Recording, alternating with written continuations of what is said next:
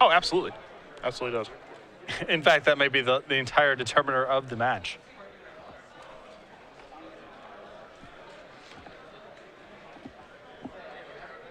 And it looks like still not randomized here, or play draw not determined. But it appears as though Joe has it. Apparently, the only correct tattoo is Transmute Artifact. That's a fine choice. What? No, it's not. That's a fine choice. There's a lot going on there. How would you explain that to someone if you had that tattoo? What is that? I don't know. Most tattoos that people have are, oh, these are, you know, it's something like, oh, these are some Chinese characters that actually don't mean what I thought they meant when I got it. That's the average tattoo response. So Transmute Artifact, I think you can come up with a better explanation than that. I suppose. Perhaps someone should get the Chains of Chains of Mephistopheles artwork. That's yeah. a fine choice. Evil Eye of Orms by Gore. Your not favorite. Bad. That's your MVP. How much damage do you think you've dealt with that card over the course of your career? I don't know, 3 times, 10,000 matches, 30,000 damage, I guess. I mean, I'm rounding off. I don't know the exact numbers. Yeah, you're shooting low, right. I think, yeah. At the risk of hyperbole, I guess, about 30,000 points of damage. Looks like Lossett's going to take a mulligan here. Meza looks happy with his 7. Zakk, a boisterous Las Vegas area player. Had it on camera a few times. I believe 1 open top 8, at least. At least 1. And loves to Belcher. Oh, I see. Well, if we're talking about how confusing a tattoo is to explain, you could just get the Chains text as the tattoo. Oh, sure. There you go. So that would be nice. Hopefully in a different language. We're underway with the Sensei's Dividing Top here. Now, Joe is from obviously the Los Angeles area, and he has played many tournaments here. So if he's familiar with Zakk, Zakk plays the same deck every tournament. He always plays Belcher. So you have to imagine that Joe was mulliganing aggressively to better this matchup. Yeah, he mulliganed, I believe, into 4 lands, Sensei's Dividing Top, Force of Will, to keepable 6, and could be a game-winning 6 if there's a blue card on top of his deck. Now for Belcher, when you're playing against a deck that has an island, and you have to imagine Mason knows what Lossett is playing, it's all about how you sequence your spells, so you can try to play around Force of Will. And this was a deck you were enthusiastic about for many years, correct? I was a big fan of this deck for about 8 or 9 months. That's a while. Played in a lot of tournaments, had a lot of success with it. A couple runner-up finishes, unfortunately. Didn't get to, win the trophy, but I had a lot of runner-up finishes with it. A couple of spirit guides here potentially, but the thing when you're going off, the one thing I learned when I was playing this deck a lot is you have to be very deliberate with how you go, because you're trying a lot of the time, I think, to trick your opponent into countering the wrong spell. Top gonna draw a card here. And Seething Song is usually the spot where I see people pull the trigger if they have a counter spell. Yep, that resolves. Here's a land grant. There's a Burning Wish, and an empty. So this is a really good turn for Meza because Seething Song is already resolved, so he has 5 mana. Land grant's going to resolve. He gets to play a land. I'll give him 6 mana. So now you can cast Burning Wish if you like with 4 mana floating. Doesn't even have to resolve.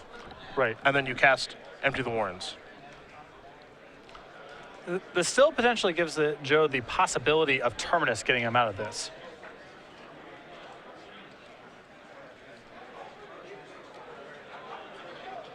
Because Zack's not producing lethal next turn, correct?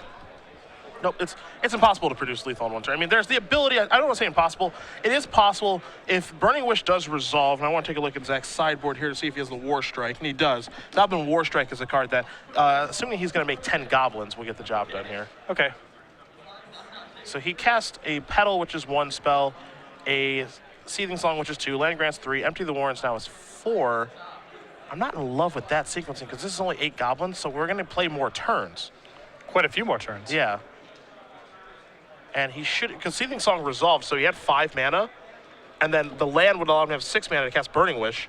So there should actually, in my opinion, 2 more goblins in play and a Goblin War Strike in hand, so you don't have to play more turns this game. Yeah.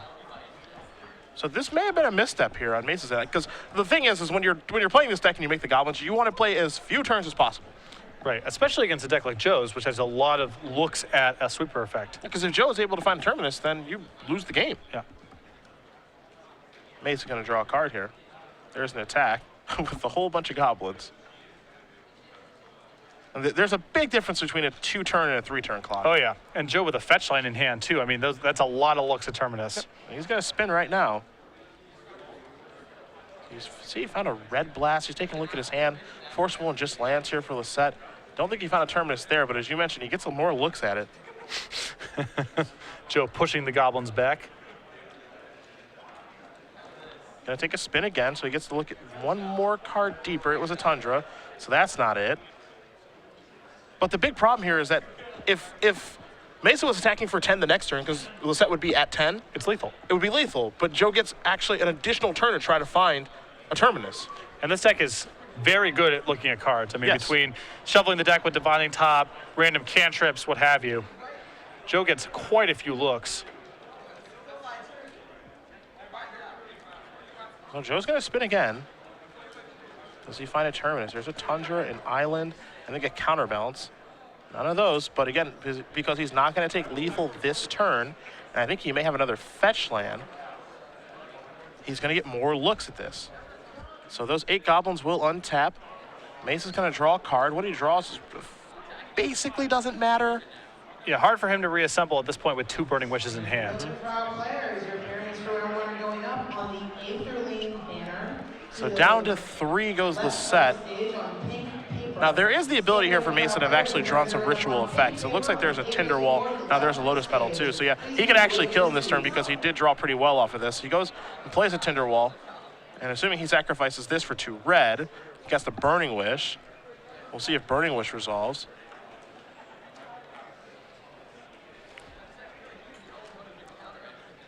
Burning Wish will resolve. So now you have to imagine it's time to go get the War Strike. Goblin War Strike on screen.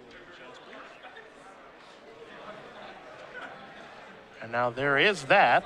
You can see Lossett can take a look, saying, what is that? And this is a War Strike. All those goblins. I imagine Joe put Counterbalance on top of his deck here. Make sure he doesn't die. So there's Force of Will, removing Counterbalance. So he's going to go down to 2. But 2 is not 1 or 0, so the fetch land still gives him a look. That's accurate. Gonna draw the top. Gotta spin the top. Again, the 3rd card down is a mystery. I think it was a Jace.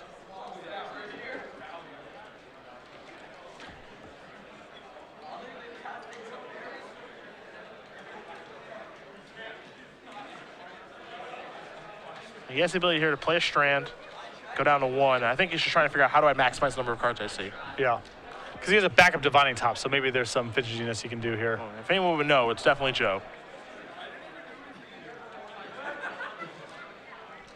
The question here is if he finds like a Brainstorm or something. Well, I guess finding a Brainstorm doesn't really do anything at this point, so he's just being more careful and conservative than anything.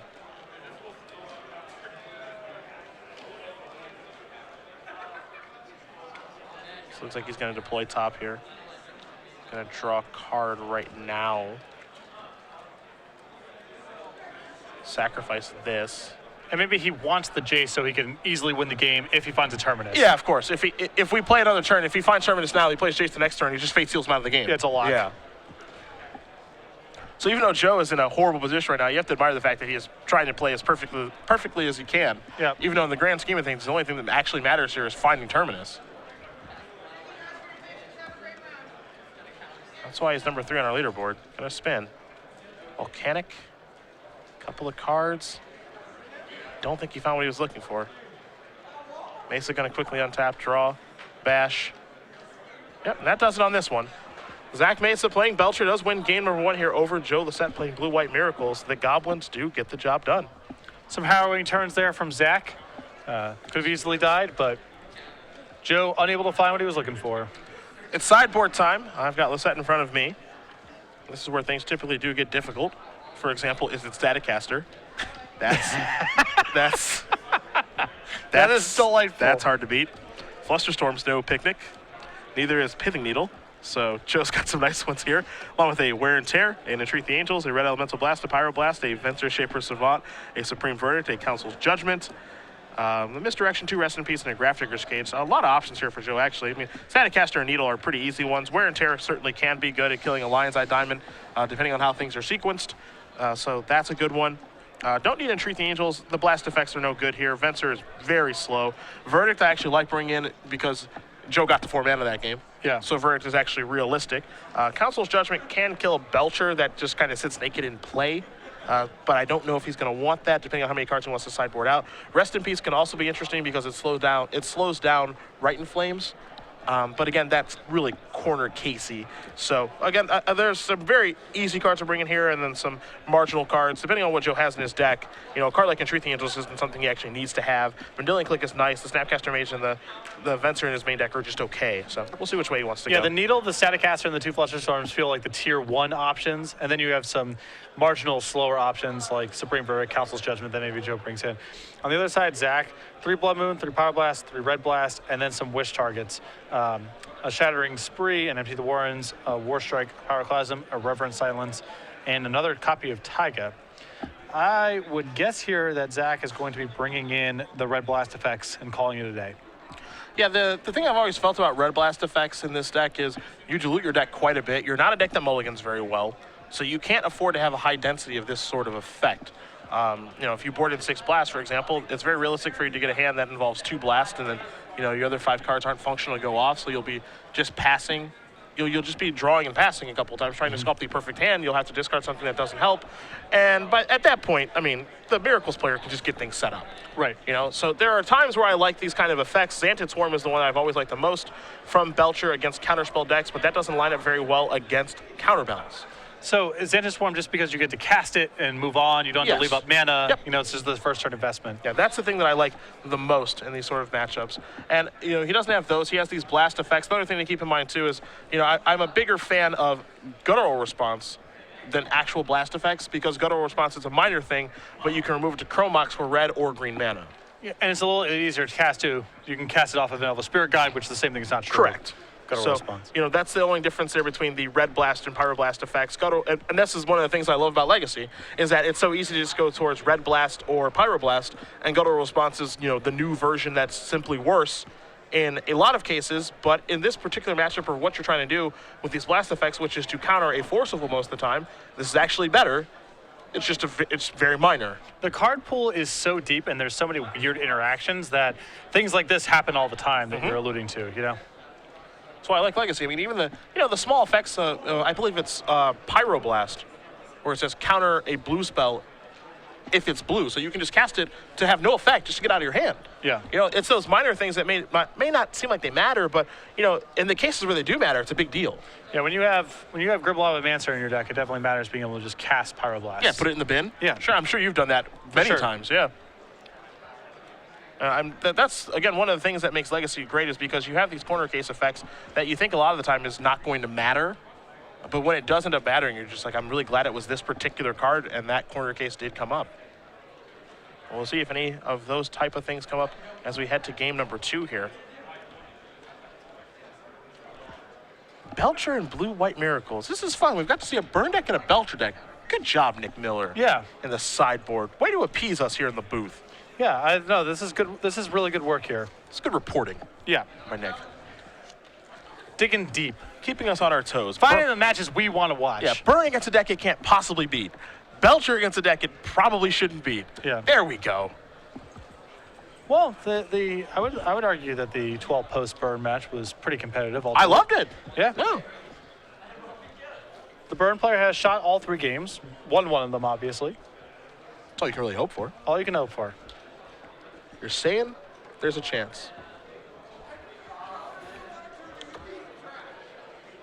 Belcher has fallen off quite a bit, but the reason for that is simply because, man, there are a lot of Delver decks out there right now. I think that's part of it. I also think the expense of Lion's Eye Diamond has something to do with it, too. It used to be one of the more affordable options to get into Legacy. That still may be the case, but not nearly as much as it was, say, 3 years ago. Yeah, true.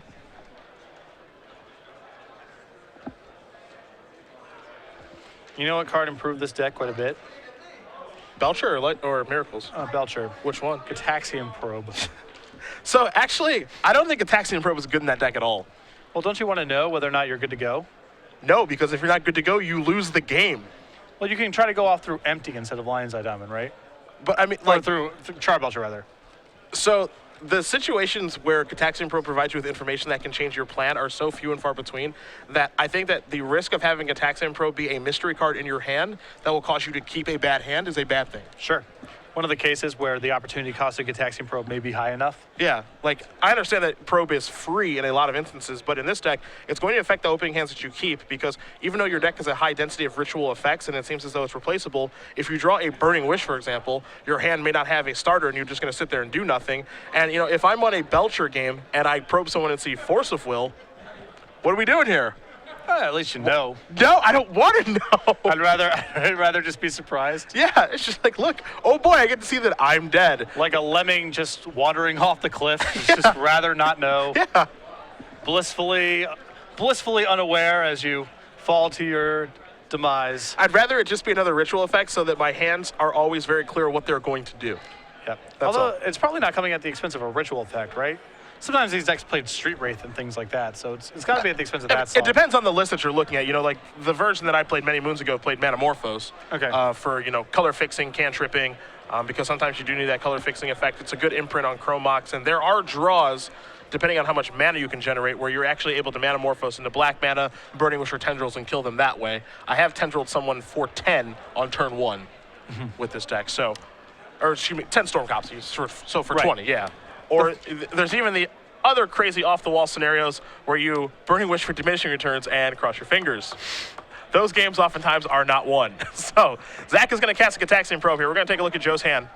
And it's a Brainstorm, a Counterbalance, a Top, along with a Mystic Gate and a Caracas. So this hand is really good if Joe does not die on the first turn, or if he's able to find Force of Will here off of this Brainstorm if Zakk goes for it.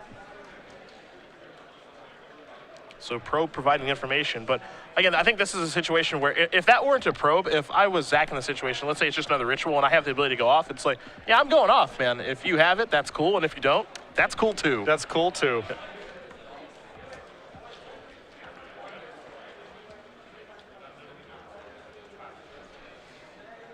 Can't win them all, you know? Accurate. In the words of the great Ben Rubin, win some, lose most. Yeah.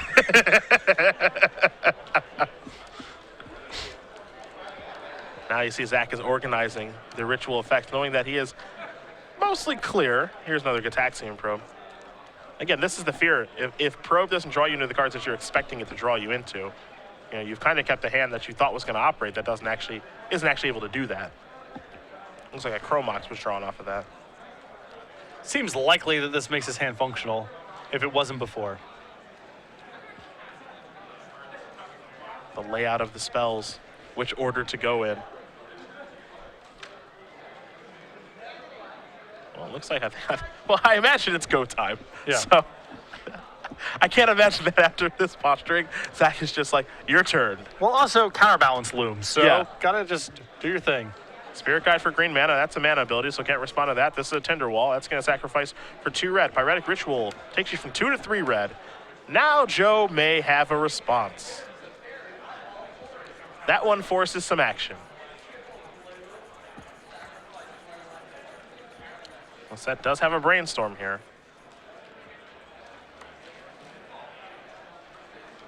He's going to sacrifice Flooded Strand. So is this the fight that you pick over because Zakk could theoretically have a hand that plays through Force of Will if you let this resolve? I think that in this situation, I would fight over this spell. Because if Zakk has 2 copies of Rite of Flames and an Empty of the Warrens, Force of Will no longer works. So this is where he has to kind of draw the line in the sand. Because if you counter this, then he's on empty. And the likelihood of him being able to rebuild with 0 mana and 5 cards is very low. Through your Counterbalance next turn? Yeah, just being able to rebuild on this particular turn, too. Oh, sure. Yeah, it's like if you Force of Will this, you know, him being able to go from 0 back up to 4 somehow is very, very unlikely.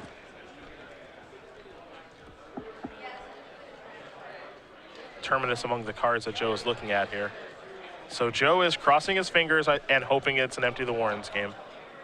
And if that's what it is, he's good to go. But if not, he won't get to play any more turns. Barring some extremely bad luck. Yes. which I have had happen to me before.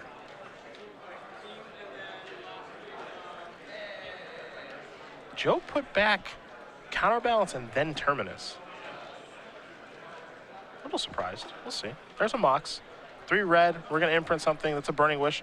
We're up to 4. This is a Burning Wish, so 2 floating.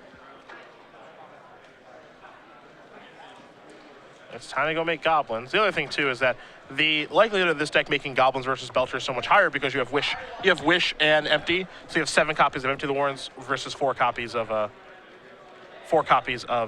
Belcher, excuse me.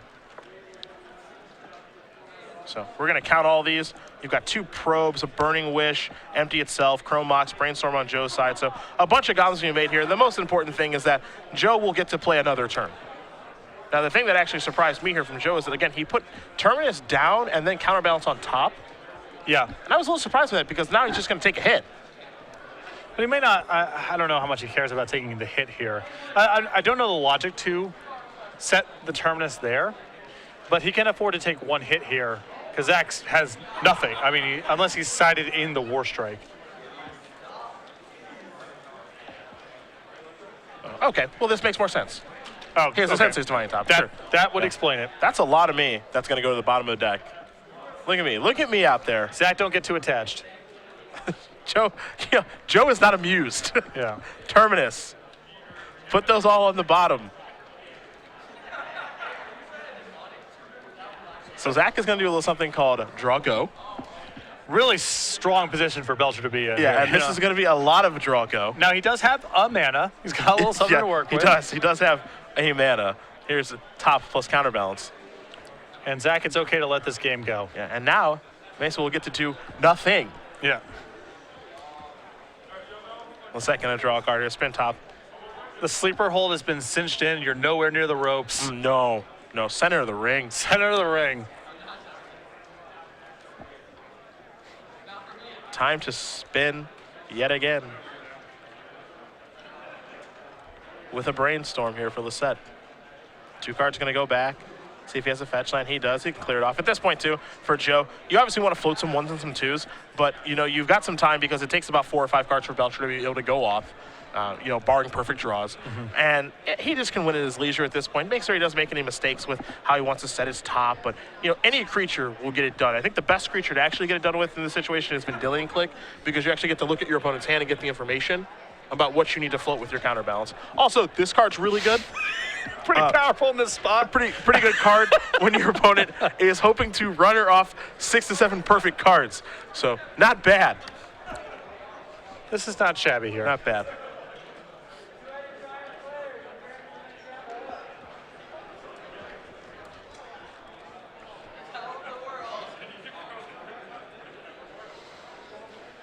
So Jace is going to go Fate Sealing. And that elevator is going up to 5. Big dial, Jace, please, and thank you. And we'll see what Joe wants to keep here. Now, the big thing here is that with Belcher, because there's a lot of redundancy with the cards in the deck, like if you put a Pyretic Ritual to the bottom, your opponent can just say, oh, I'll draw a Tinderwall.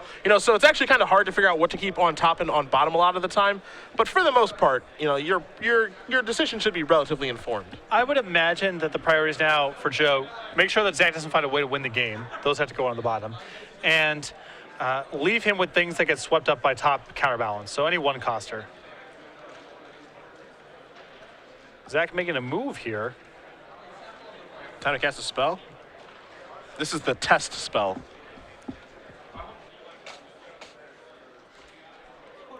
Throwing the old Tinderwall into the abyss. Oh, look at Joe, bottom of the deck, the old Isn't Static Caster. Just ready to go. Joe had told me about he was playing that at the Invitational, saying that Elves, while it is a good matchup, I want to make sure I don't lose it. I would like to see the look of horror on someone's face when Joe plays Isn't Static Caster against them. Yeah. Joe always comes prepared. It's unfortunate the days of Baneslayer Angel mode are over. Yeah. He Baneslayered me once. How'd that taste? Wasn't good. Top on top. Bye-bye, Tinderwall.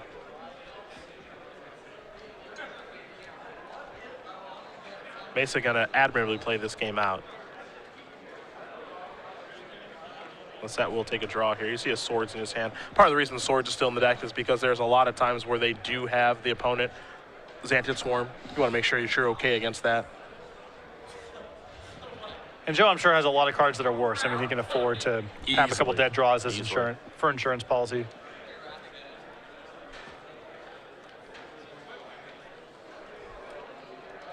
Pretty good place to be in right now, though, if you're Lossett. You've got a Jace taken up. You're spinning your tops. You got top plus counterbalance. It's about as hard as lock as you can get. Is now Joe's just going to start fate sealing himself, putting cards to the bottom to clear for top. And again, for Meza, he has to actually draw, 6 or 7 perfect cards, and for Lossett to brick in a fashion that I don't even know is possible. And 6 or 7 turns, Zakk does not have 6 or 7 turns. Yeah, Jace is taking up. Lossett will draw a card. He's going to fire off a Brainstorm right now. Maybe in search of a fetch land, just to be able to clear things up. He just found one there. Looks like there's a Vendilion Click in that pile as well. Also a Council's Judgment. So I think these are the check marks that Joe was looking for. He's able to play a fetch land, as well as cast Vendilion Click. Also having Karakas in play too. Now Jace is going to go up, take a look here. Seething Song. That'll stay on top as Meza is far away from casting that. And Joe also has a 3 floating. Yeah, Council's Judgment there. Here's a Lotus Petal.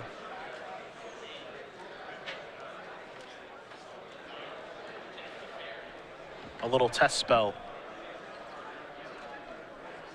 Gonna spin the top here very quickly.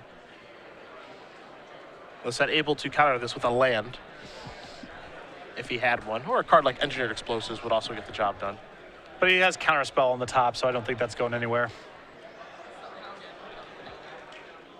No, we won't be playing that one's going to resolve. I don't know how much longer we'll be playing this game, though. Meza's obviously going to give it his best shot, and you have to admire that. Here's a Seething Song. And Joe's going to spin top, rearrange. Council's Judgment will take care of this. The last card there in Zakk's hand was actually Empty the Warren, so just has to pass back yet again. Come on, Joe, get that Mox. leave him with nothing. Time to spin the old gate. Take a look at a couple of cards here.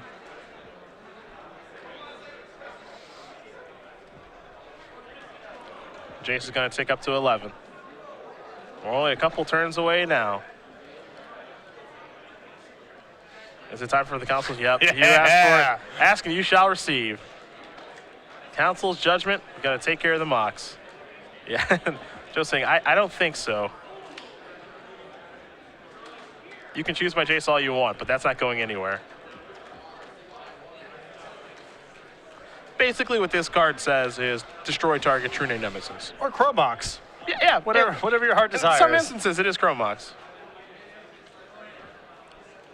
But it is a one-sided removal spell that, oddly enough, doesn't target, even though you choose something. Yeah. Jace is up to 13. Lossett will pass with the Vendilion Click, top plus counterbalance. This is about the hardest lock that we've seen in some time. And now, Jace's ultimate will occur, and that's going to get the job done. So Joe Lossett's going to win game number 2 here over Zakk Meza. Blue White Miracles ties it up, and Belcher will be on the play for game 3. See, this is why I like these games. There's the feeling of something happening, Feels great. No nickel and diming, no subtlety, no nuance, just fireworks. Am I dead? No. Okay, then you're dead. Yep.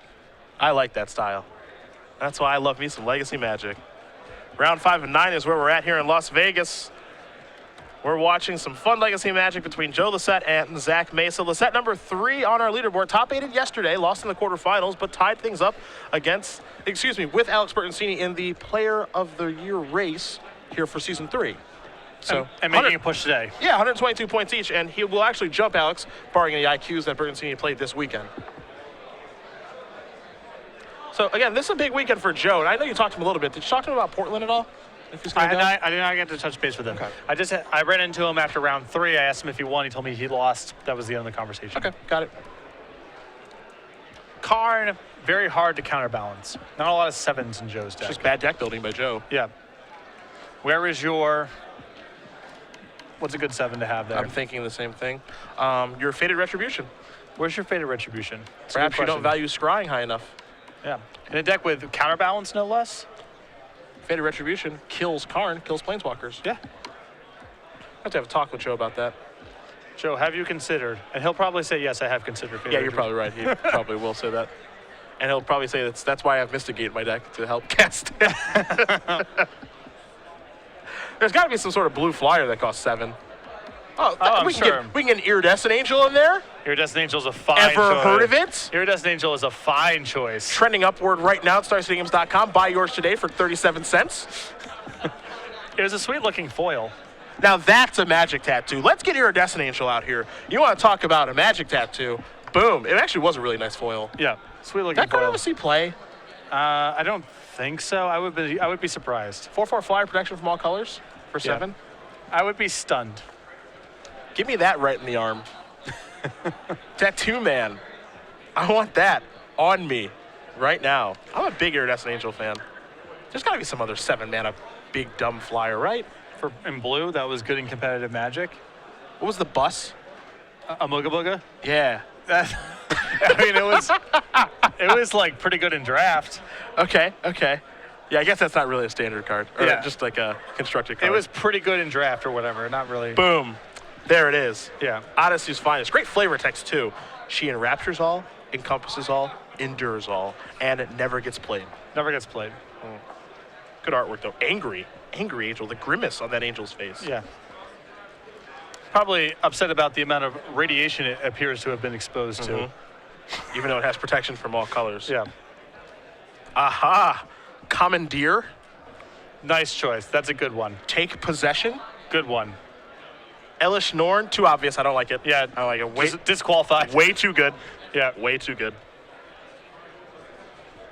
Amuga Booga. I like that you knew what card I was talking about right away. That's before I was playing competitive Magic. That's an Odyssey card, right? Yes. Yeah. Abishan cost 6. I remember that. That card was unbeatable, I believe. That was the best one. Yeah, that card cannot be defeated. Looks like Joe's going to take a mulligan. I expect to see aggressive mulligans here, obviously. Has to go for Force of Will. Especially when Zakk keeps 7, Joe needs to find Force of Will. Yeah. If Zakk starts mulliganing, then maybe a hand that's, your first interaction is Flusterstorm on turn 1. Maybe that becomes palatable. Sure. But if Zakk says, I'm keeping 7, Joe's got to find Force of Will. And it's an edge that Belcher gets in some of these tournaments where people mulligan just into oblivion because they feel like they have to find Force of Will, even though the Belcher deck can't necessarily win on turn 1 every single game. Angel of Serenity has been mentioned Fine. as a 7-mana spell. Supreme Exemplar. So there you go. There's a lot of nice ones here that are available. I love myself a good 7-mana spell. Our director was a real joker here, saying that I should consider a fullback questing Feldergriff tattoo. Oh, that thing is endearing. Especially on the heels of our so much hippopotamus chatter in Providence. Which we will get corrected for next year. There will be hippo tokens at some point. Or we're out of here. Yeah. We drive a hard bargain. We do.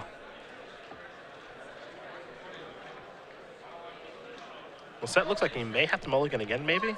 That does not look like a man who is happy to keep their opening hand. This was similar to the expression Joe had in game 2 when he kept a hand with no turn 1 interaction, but was an otherwise fine hand. That was either someone who was not happy with their opening hand or putting their head down and accepting their fate that they were going to die on turn 1. Yeah. But aggressive mulligans are something that this deck can do, so he will take one. Have to. Yeah, I think you have to. Probably more than any other deck in Legacy. Twitter is having fun with the 7-mana spell debate. Drogskull Reaver. Ooh. What about Sabo Tavok? I guess that's I red-black. don't even know what you just said. He's good against Legends. It's from Invasion. It's a red-black rare, but so that one won't work. You're showing your age. Yep. Just a touch. I'm sure there's some real turds from the Legends set that you can add in if you're looking in the market for 7-mana unplayable game finishers. Probably some 7-mana 5/4 Vigilance that taps for a blue or something. Apparently some players have actually been legitimately considering take possession for the mirror to take a Jace since they don't have 7s. Boy, that would make my day on camera. A Jace up at 13, you just take possession of it and then activate it. That would be fantastic. Lossett's got to show his cards now via Gataxian Probe. A fine 5-card hand here. Will he get out of this turn? That's the big question. You see a Scalding Tarn, a Flusterstorm, a Brainstorm, a Venser, Shaper Savant, and a Snapcaster Mage. Probe providing the information. Can Mesa go off? If Zakk cannot win the game this turn, it gets challenging. Flusterstorm complicates things. He can have the opening where he just plays a Goblin Charbelcher and hopes to find 3 mana after the fact.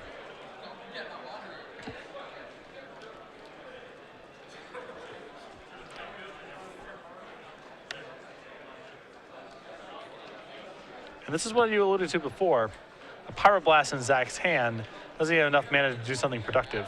It can take, and you see him shaking head, it can take away from just the redundancy of your deck. The reason that this deck is so good, in my opinion, is just because you have the ability to go off so consistently. Now here's a Tinder Wall. That's 2 red, that's 4. See, this is a very, very poor Empty the Warrens. This is for 4, this is for 6 goblins. This is very beatable. If that Pyroblast is any sort of ritual. Joe draws a copy of Tundra. I mean, he has a lot of time to get set up, not a little. Yeah, a lot. 4 turns a lot. Yeah. Especially when you have a Brainstorm and a fetch line, 4 turns is a lot. And as usual, all it takes is a Terminus, and that is it. Mesa gonna draw a card here. Take a look at that card. And gonna shove in here for 6.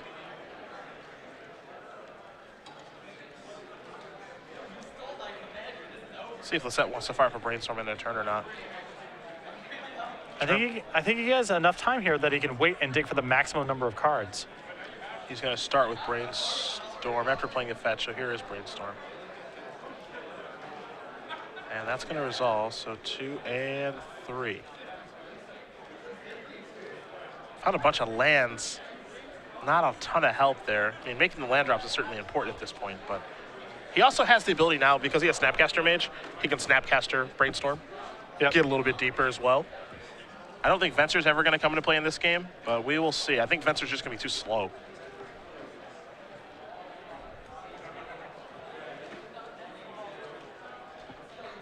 Yeah, it doesn't look like there's a lot of help here. Joe's just going to have to keep, figure out how many lands he wants to keep, figure out any of the spells in his hand, providing a utility, but he's just going to have to give this a shuffle and try again. Yeah. Just going to kick it back. Instead of 14, going to go down 8 here. Mesa's going to take a draw. And like I mentioned, this is kind of the power of this deck. If Joe knew that this was Zakk's opening, there's all sorts of 7-card hands that don't involve Force of Will that are totally keepable. Absolutely. But when Zakk keeps 7, Joe says, I had to find Force of Will, and then he gets into this spot right here. Down to 7 goes Lossett, searching up a volcanic island. It's not just Terminus now. The Staticaster. Yeah, oh boy. The Staticaster. Oh boy. I forgot about the Staticaster. Anyone can win with a Terminus. You know, you're right about that. Anyone can do that. 1 second, I take a draw here. It's a Brainstorm. He gets to keep going.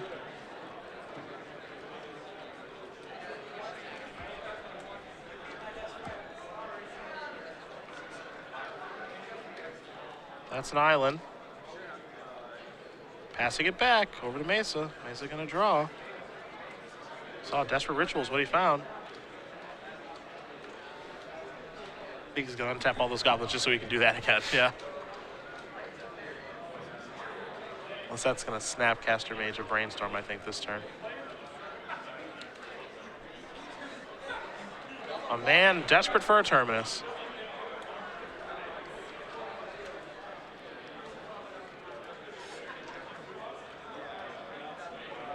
So there's your block. He's going to take 5, go down to 2. 2 versus 1, big deal for fetch lands and Force of Will. So I was going to say the same thing, yeah. Significant. There's a Brainstorm. 2, 3. Force of Will among the cards that he's found. See Caracas, another Force of Will. That's not it either.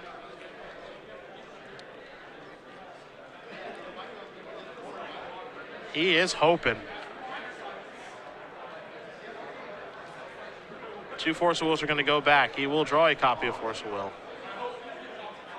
I think it might just be Static Caster now,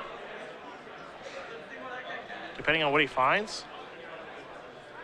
1, 2, 3. Don't think he found what he was looking for. Not positive, of course, but doesn't look that way. I mean, this just looks like lands and counter spells. That's what it looks like to me, too. Now Joe can top. There's a he still gets one more. He gets 1 card deeper. Yep. He's going to give it his all. 3. Another counterbalance. Puts him back really quickly, passes the turn back. I think this is the look of defeat. Mesa's going to draw a card. He's going to come in here, and that's going to do it. Zakk Mesa's going to win this match over Joe Lossett. 2-1. Belcher hangs on, takes down Miracles. And a quick exit for Joe. Yeah, you have to imagine he's going to continue to play it out here. Oh, yeah, top the 16 points. is so valuable for Joe. There's no